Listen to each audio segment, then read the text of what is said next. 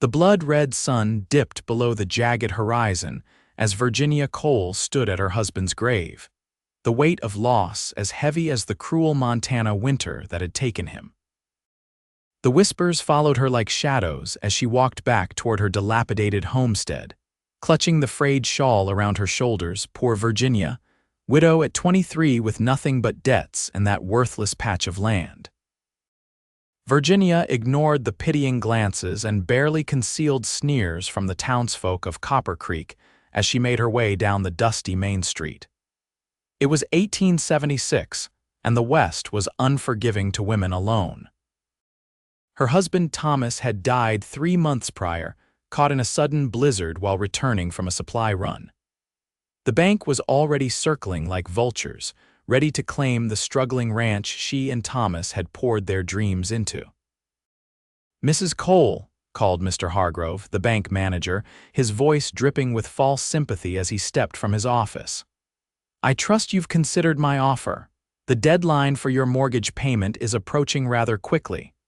Virginia lifted her chin, refusing to show weakness.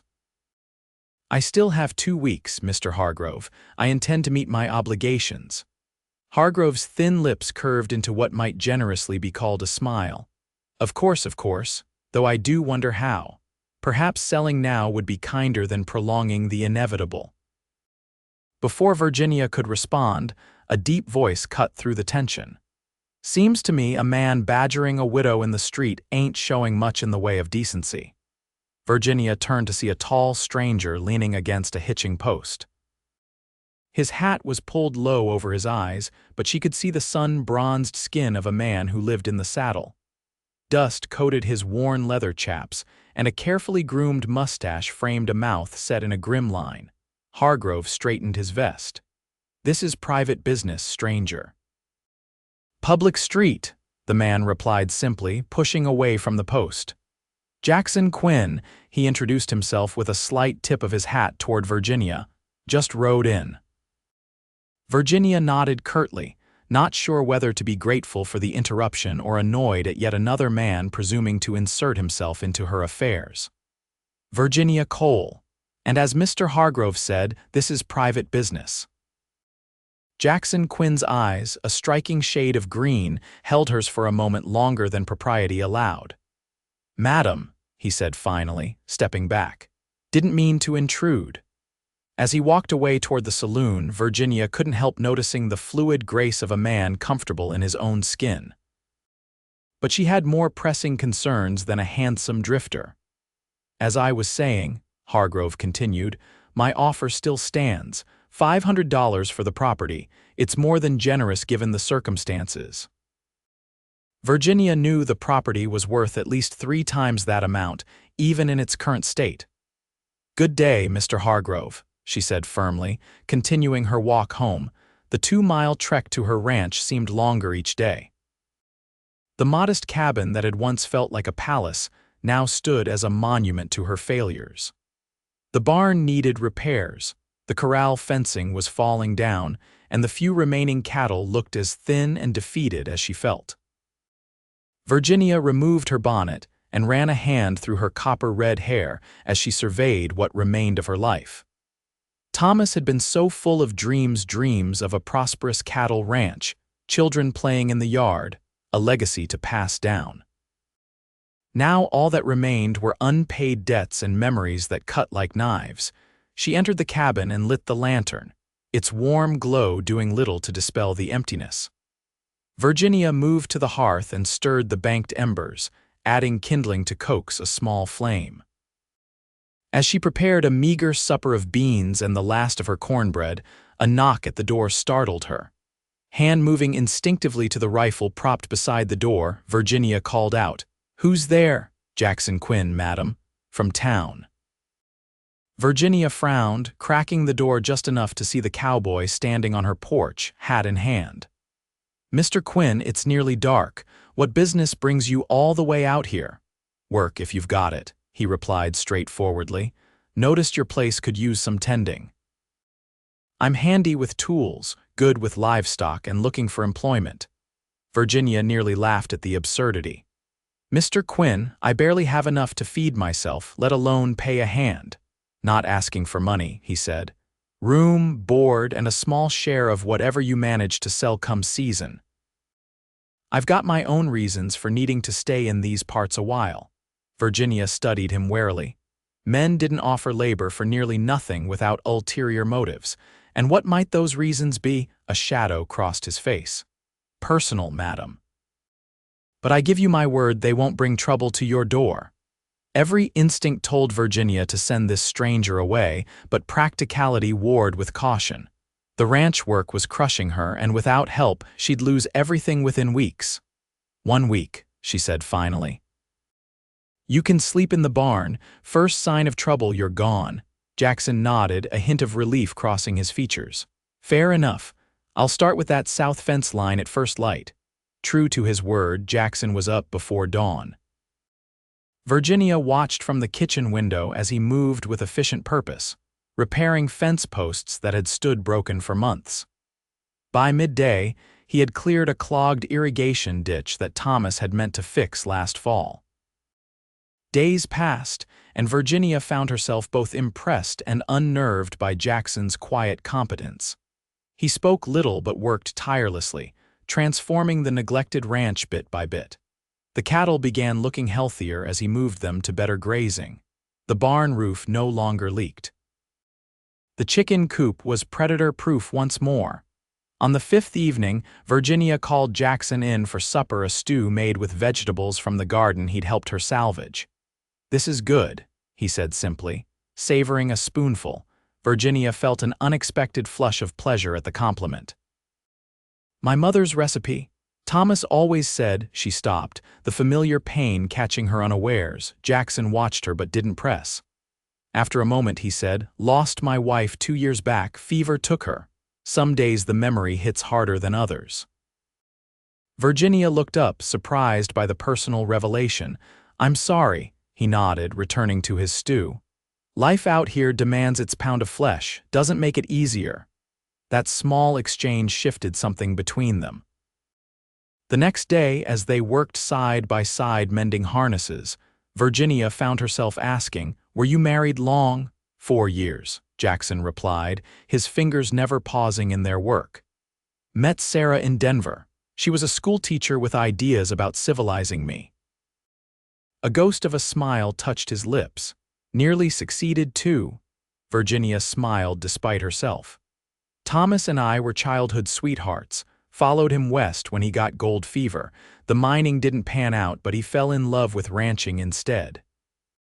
"He chose well," Jackson said, glancing around the property. "Good water, decent grazing, land with potential."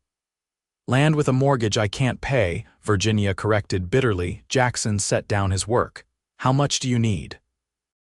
$200 by next Friday and another $300 by spring." Virginia shook her head. Impossible sums. Jackson was quiet for a long moment.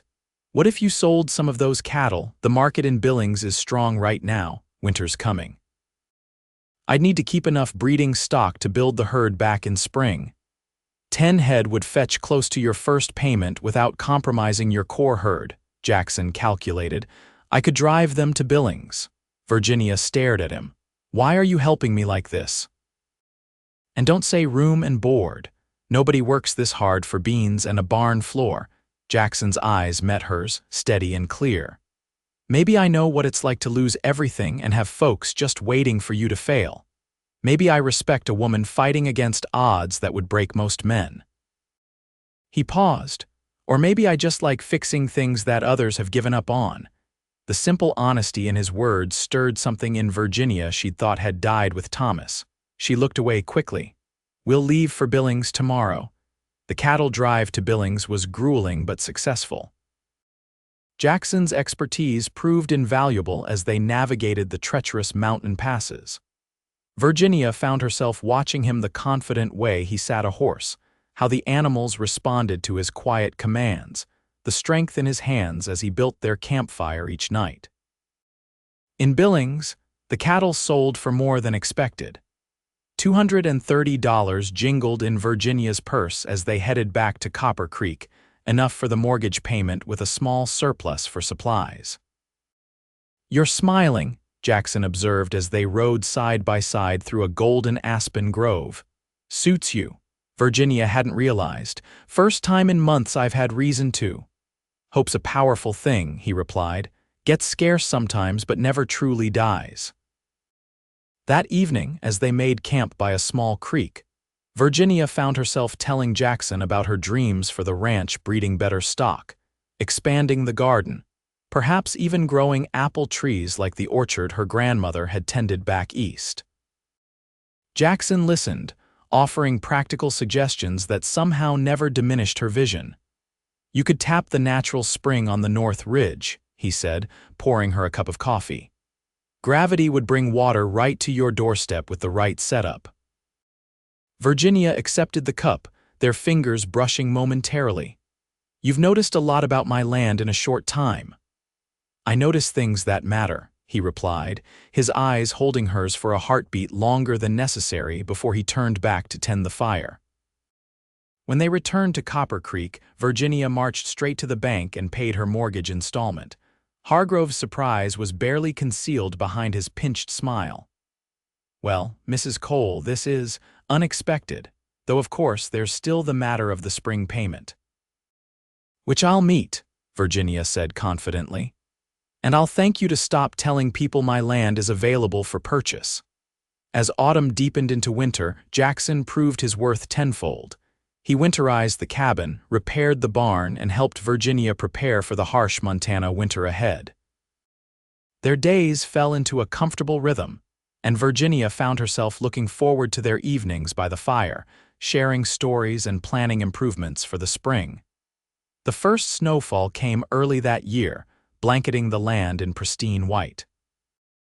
Virginia woke to find Jackson had already cleared paths to the barn and well, fed the livestock, and had coffee brewing on the stove. "You didn't have to do all this," she said, wrapping her shawl tighter around her shoulders. Jackson glanced up from the bridle he was mending. "Wanted to." "Sleep well." "Better than I have in months," she admitted. It was true the crushing weight of anxiety had eased with each problem they solved together, each small victory against the odds. As Christmas approached, the townsfolk of Copper Creek began to notice the transformation of the Cole Ranch. Virginia's confident appearances in town, paying for supplies with cash instead of credit, sparked curiosity and speculation. "Heard you've taken on a hired hand," Mrs. Parsons commented as Virginia selected fabric at the general store. The older woman's tone suggested she found the arrangement scandalous. "Mr. Quinn has been invaluable in helping restore the ranch," Virginia replied evenly. "A young widow living alone with a drifter," Mrs. Parsons clucked her tongue. "People are talking, Virginia." Virginia felt heat rise in her cheeks, both embarrassment and anger. "People should mind their own affairs." "Just concerned for your reputation, dear. What would Thomas say?" The question struck like a physical blow. Virginia gathered her purchases quickly and left without responding. The ride home was cold, and not just from the December wind. What would Thomas say? Was she betraying his memory by accepting Jackson's help? By enjoying his company, Jackson seemed to sense her mood when she returned. He took the horse's reins without comment, leading the animal to the barn while Virginia carried her packages inside. That evening, their usual easy conversation was replaced by awkward silence. Finally, Jackson set down his coffee cup. "Something happened in town," Virginia stared into the fire.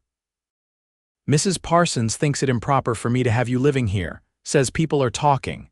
Jackson's jaw tightened. "I can find other arrangements." "No," Virginia said quickly, surprising herself with her vehemence. "I won't let small-minded gossips dictate my business decisions." "Is that what I am? A business decision?" Jackson's voice was carefully neutral. Virginia looked at him, then really looked at the man who had become so integral to her daily life. "I don't know what you are, Jackson Quinn. You appeared when I needed help most, work like you have personal stakes in this land, and ask almost nothing in return. Sometimes I wonder if I dreamed you up out of desperation." Jackson stood and moved to the window, looking out at the snow-covered landscape. I told you I had my reasons for staying. Yes, but you never shared them, Virginia pointed out. Hard not to question when a man keeps secrets. He was quiet so long Virginia thought he might not answer. When he finally spoke, his voice was low. I was tracking the men who killed my wife. Virginia's breath caught. What? Jackson turned back to her, his expression haunted. Sarah wasn't just taken by fever. We were attacked on the road to Denver, 3 men. They took our money, our horses, shot me and left me for dead. By the time I recovered enough to go after them, Sarah had succumbed to her injuries and exposure. Jackson, I'm so sorry, Virginia whispered. Followed their trail for 18 months, lost it near Copper Creek back in summer. Figured I'd work a while, ask around subtle-like. His hands clenched. Then I saw you standing up to Hargrove, all fire and determination despite everyone waiting for you to fail, and he shook his head. Reminded me there's more ways to die than just stopping breathing. Virginia crossed the room slowly and laid her hand on his arm. Did you find them, your wife's killers? No, he admitted. Trail's gone cold, and lately I've been thinking maybe that's for the best. How could that be for the best? Jackson's eyes met hers. Because vengeance won't bring Sarah back, but helping you save this place. That's building something instead of destroying. First time in 2 years I've felt like I'm living instead of just surviving. Virginia didn't know who moved first, but suddenly she was in his arms, his lips on hers, gentle yet urgent. The kiss deepened, and Virginia felt something inside her breaking open, grief giving way to a new, terrifying hope. She pulled back abruptly. I can't, Thomas, I know, Jackson said softly, releasing her immediately. I crossed a line, I'll pack my things. No, Virginia said, confused by her own conflicting emotions. I just need time. This is all so unexpected. Jackson nodded, maintaining a careful distance. Take all the time you need. I'm not going anywhere unless you ask me to. The days that followed were charged with unspoken tension. They worked together as always, but the easy camaraderie had been replaced by heightened awareness, lingering glances, and careful avoidance of physical proximity. Christmas Eve arrived with another heavy snowfall. Virginia had invited Jackson to join her for a special dinner, determined to clear the air between them. She wore her best dress, a deep green wool that Thomas had always admired, and prepared a meal that stretched their winter stores. When Jackson knocked on the cabin door instead of walking in as had become his habit, Virginia knew he was as nervous as she was. He'd clearly made an effort too. His hair was neatly combed, his shirt freshly washed, and he'd trimmed his mustache. Merry Christmas, he said, offering a small wooden box. Made you something? Virginia opened it to find a delicately carved hair comb, tiny flowers and leaves etched into the polished wood. It's beautiful, she breathed. When did you find time? Late nights, he said with a small smile. Needed something to keep my hands busy. The dinner was delicious, and gradually the awkwardness between them thawed. As they shared apple pie made with precious dried apples, Virginia had been saving. Jackson finally addressed the elephant in the room. I want you to know I respect your grief, he said carefully.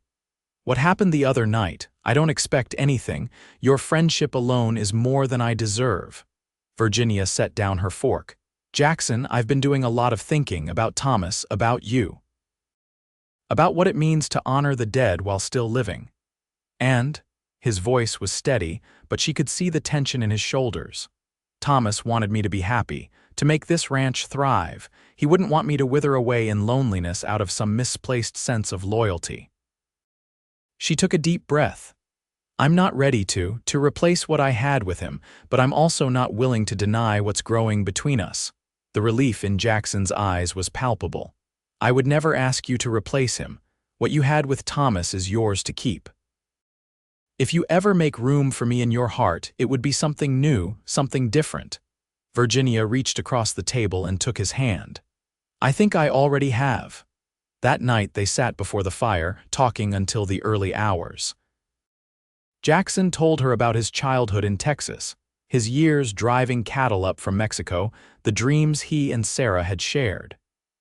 Virginia spoke of her family back east, her adventurous journey west with Thomas, the crushing loneliness of the past months. When the fire burned low, Jackson rose reluctantly to return to the barn. "Stay," Virginia said softly, "just to sleep. I'm tired of being alone." That night, lying beside Jackson's warm, solid presence, Virginia slept peacefully for the first time since Thomas's death. They didn't touch beyond the innocent contact of his arm against hers, but the simple comfort of another person, this person nearby, was enough. As winter settled in earnest, Virginia and Jackson fell into new routines.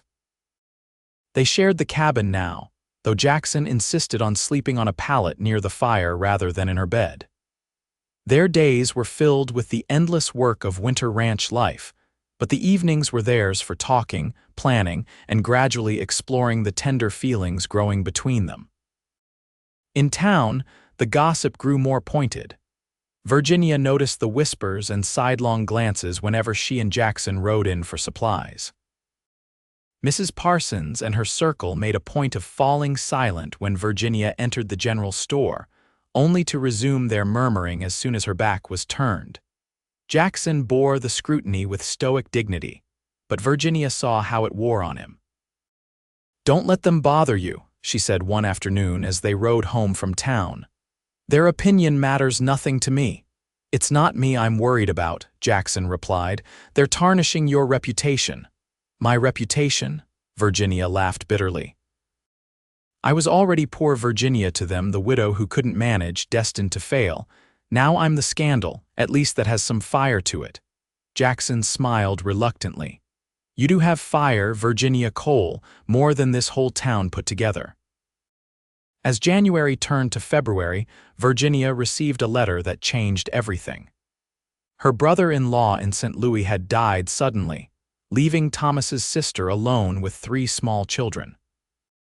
The sister, Mary, was desperate and asking if Virginia might take in her oldest boy, just 10 years old, until she could get back on her feet. "Of course I'll take him," Virginia said immediately after sharing the news with Jackson. "William is a good boy and he's family." Jackson nodded thoughtfully. "We'll need to make some changes. Boy needs his own space." The casual "we" wasn't lost on Virginia. Over the next 2 weeks, Jackson threw himself into converting the storage room off the kitchen into a small bedroom. He built a sturdy bed frame, a desk for schoolwork, and shelves for books and treasures. Watching him work, Virginia felt a surge of emotion so powerful it nearly overwhelmed her. This man, who had his own burdens and sorrows, was building a home for a child he'd never met simply because that child mattered to her. The night before they were to travel to town to meet the stagecoach bringing young William, Virginia made her decision. After supper, as Jackson stoked the fire, she approached him and took his hands in hers. "I love you," she said simply. "I've been afraid to say it, afraid it somehow diminished what I had with Thomas, but love isn't finite. My heart has room for the memory of one good man and the presence of another." Jackson's hands tightened on hers. "Virginia," he breathed, her name a prayer on his lips. "I've loved you since I watched you stand up to Hargrove that first day. Your courage, your determination, your kindness, how could I not love you?" When he kissed her this time, there was no hesitation, no pulling away. Virginia melted into his embrace, feeling not the betrayal of her past but the promise of her future. That night, Jackson moved from his pallet by the fire to Virginia's bed. Their lovemaking was tender, reverent, an affirmation of life continuing despite loss, of hearts healing together. Young William arrived the next day, solemn-faced and wary. He had his uncle's eyes, Virginia noticed with a pang, but a seriousness no child his age should carry. "I remember you," William said when Virginia knelt to embrace him. "You visited us in St. Louis before you and Uncle Thomas came west." "That's right," Virginia smiled. "And now you're going to stay with me for a while. This is Mr. Quinn. He helps me run the ranch." William studied Jackson with the frank assessment only children can get away with. "Do you know how to fish?" "Pa, my father was going to teach me, but he never had time." Jackson knelt to the boy's level. I know all the best fishing spots for miles around. Come spring, we'll catch more trout than you can eat." William's small face brightened momentarily before clouding again. "I should help with chores. Mama said I need to earn my keep." Virginia and Jackson exchanged concerned glances. "There will be chores," Virginia assured him, "but also school and play and learning to ride your very own pony." "A pony," William's eyes widened. "For me, every ranch boy needs his own mount," Jackson said seriously. "I've got my eye on a gentle little mare that would suit you just fine." The addition of William to their household brought unexpected joy and challenges. The boy was grieving his father and missing his mother and siblings, but he also flourished under the consistent care and attention Virginia and Jackson provided. By March, William was helping collect eggs each morning, proudly riding his pony named Star for the white mark on her forehead, under Jackson's watchful eye, and bringing home good marks from the small schoolhouse in town. The spring mortgage payment loomed, but Virginia faced it with confidence. Jackson had helped her develop a solid plan selling the yearling steers, taking in horses for training, and offering their bull for stud service to neighboring ranches. The day Virginia paid Hargrove the final installment of the year's mortgage, the banker couldn't hide his surprise. "Well, Mrs. Cole, it seems you've managed quite a turnaround. I confess I had my doubts." "Many did," Virginia replied coolly. "Fortunately, I didn't share them." As she left the bank, Virginia heard Mrs. Parsons' stage whisper to her companion, "Living in sin with that drifter and now taking in orphans. She'll bankrupt herself playing house with a man who'll leave her high and dry." Virginia was about to respond when Jackson appeared at her side, William in tow, returning from the general store. "Everything settled?" Jackson asked, his hand coming to rest naturally at the small of her back. "All paid up," Virginia confirmed. "We're square until fall." William tugged at Jackson's sleeve. "Can we get ice cream now? You promised if I finished my arithmetic." "So I did," Jackson grinned, ruffling the boy's hair. "And a Quinn always keeps his promises." Mrs. Parsons and her friend watched this domestic scene with poorly concealed disapproval. Virginia felt a moment of defiance, followed by a surge of pity for women whose lives were so empty they had to feed on the perceived failings of others. That evening, as William slept soundly in his room, Virginia and Jackson sat on the porch swing, watching the stars emerge in the vast Montana sky. "I was thinking," Jackson said, his arm around her shoulders. "William needs stability, a proper family." Virginia tensed slightly. "He has that with us." "Not in the eyes of the law or the town," Jackson shifted to face her. "Virginia Cole, I'm asking you to marry me, not because of gossip or propriety, but because I want to build a life with you, a family, a legacy." Virginia's heart raced. "Are you certain?" "Your search for Sarah's killers is over," Jackson said firmly. "I realized something watching you and William these past weeks. Sarah wouldn't want me spending my life chasing vengeance.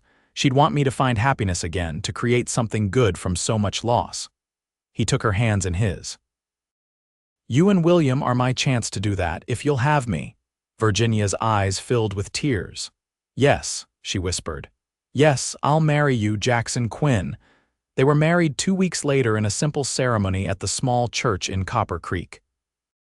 William stood proudly as Jackson's best man, and to Virginia's surprise, several townsfolk attended, including Mr. Peterson from the livery, the schoolteacher Miss Winters, and even gruff old Doc Murphy. Virginia wore a new dress of pale blue silk, an extravagance Jackson had insisted upon with her mother's lace collar, and the wooden hair comb Jackson had carved for Christmas. As they spoke their vows, Virginia felt Thomas's memory not as a shadow but as a blessing, a part of the journey that had brought her to this new beginning. The reception was held at the ranch, now transformed from its earlier neglect into a thriving, well-maintained property. Lanterns hung from the trees, tables groaned with food contributed by neighbors, and someone brought a fiddle for dancing. As twilight deepened, Virginia found herself momentarily alone, watching Jackson spin a laughing William in an impromptu dance. Mrs. Parsons approached, her expression uncharacteristically contrite. "It's a lovely wedding, Virginia. You've done well for yourself." Virginia raised an eyebrow. "Have I, or have I just proven myself capable of what you all thought impossible?" Mrs. Parsons had the grace to look embarrassed. "Perhaps we were too quick to judge. After Thomas passed, we all thought that I was a widow with nothing," Virginia finished for her. "A woman to be pitied and dismissed.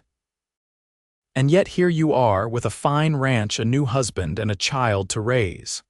Mrs. Parsons glanced toward Jackson and William. "He's a good man, your Mr. Quinn. Anyone can see how he looks at you." "How's that?" Virginia couldn't help asking. "Like you're the richest woman in the territory," Mrs. Parsons replied with surprising perception. "Worth far more than gold or land." As if sensing they were talking about him, Jackson looked up and caught Virginia's eye across the yard. His smile, warm, intimate, full of promise, sent heat blooming through her chest. "Excuse me," Virginia said to Mrs. Parsons. "My husband is waiting for me." She crossed to Jackson, who immediately drew her into his arms. "Mrs. Quinn," he murmured against her hair, "has a nice ring to it." "Indeed it does, Mr. Quinn," she replied, lifting her face for his kiss. William tugged at Virginia's skirt. "Does this mean I can call you Pa now?" he asked Jackson earnestly. Jackson knelt to the boy's level. "I'd be honored, William, but only if you're comfortable with it." "Your father will always be your father." "I know," William said solemnly, "but Mama says sometimes God gives us new family when we need it most, and I think maybe he sent you to Aunt Virginia and me." Virginia's heart swelled as Jackson embraced the child who had become so dear to them both. Looking around at the ranch, her home, now truly thriving, she marveled at how much had changed in less than a year. From widow with nothing to a woman with everything that mattered: love, family, purpose. Later that night, after the guests had departed and William was tucked into bed with dreams of fishing trips and pony rides, Virginia and Jackson stood on the porch of their home, his arms wrapped around her from behind as they gazed at the star-studded sky. "Happy?" Jackson asked, his breath warm against her ear. "More than I ever thought possible again," Virginia admitted. "When Thomas died, I thought my life was over. Now I know it was just changing course." Jackson turned her in his arms. "I keep thinking about something William said about God sending me to you. Truth is, Virginia, I think we saved each other." "We did," she agreed, resting her head against his chest, "and we'll keep doing so every day." "Every day," Jackson promised, sealing his words with a kiss. 5 years later, the Cole Quinn Ranch had become one of the most prosperous in the county. Virginia and Jackson had added a daughter, Sarah Virginia, to their family, and Mary had remarried, allowing William to remain with the aunt and uncle who had become his second parents. The townsfolk who had once mocked Virginia as a widow with nothing now pointed to her success as an example of frontier perseverance. The bank that had tried to take her land now sought her business. The women who had gossiped behind their hands now asked her advice on ranch management and investments.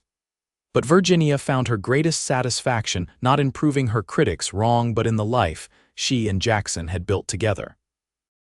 On their 5th anniversary, Jackson surprised her with a new addition to the house: a library filled with books, a comfortable reading nook, and a desk where she could manage the ranch accounts and write letters to her family back east. "It's perfect," she breathed, running her hands over the polished wooden shelves. "How did you manage to keep this a secret?" "Had help," Jackson grinned, nodding toward William, now 15 and nearly as tall as his uncle. "He's getting mighty handy with tools." William beamed at the praise. "Wait till you see what's outside." Virginia followed them through the kitchen and out the back door, where a small orchard of young apple trees stood in neat rows, 20 saplings, their slender trunks supported by stakes. "Your grandmother's orchard," Jackson explained, watching her face. "You told me about it that first trip to Billings. Ordered these from a nursery in Oregon." Virginia was speechless, tears filling her eyes as she touched the smooth bark of the nearest sapling. In all their years together, Jackson had never stopped listening, never stopped working to make her dreams reality.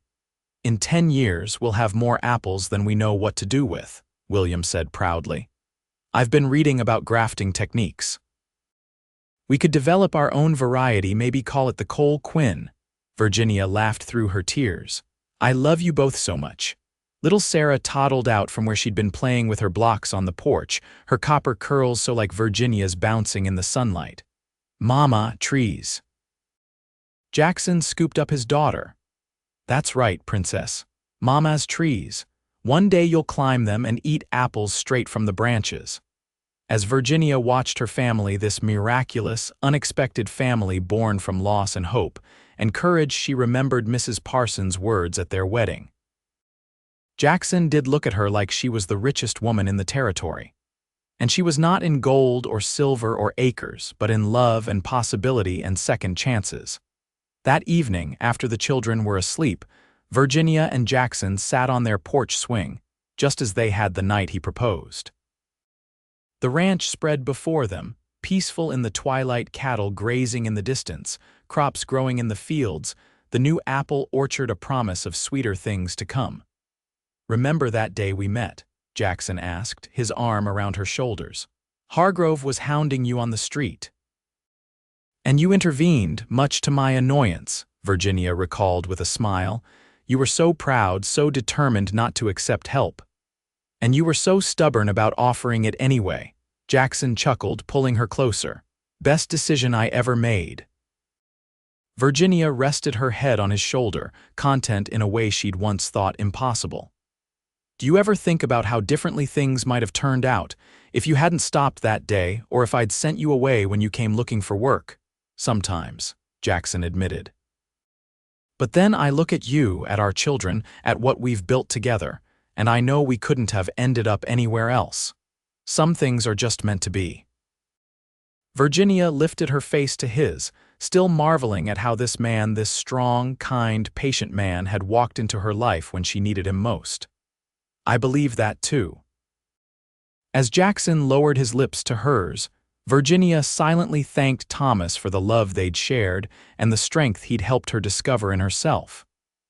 That strength had allowed her to open her heart again, to build a new life from the ashes of the old. She had once been mocked as a widow with nothing. Now, in Jackson's arms, with their children sleeping safely inside the home they'd created together, Virginia Cole Quinn knew herself to be the richest woman in the world.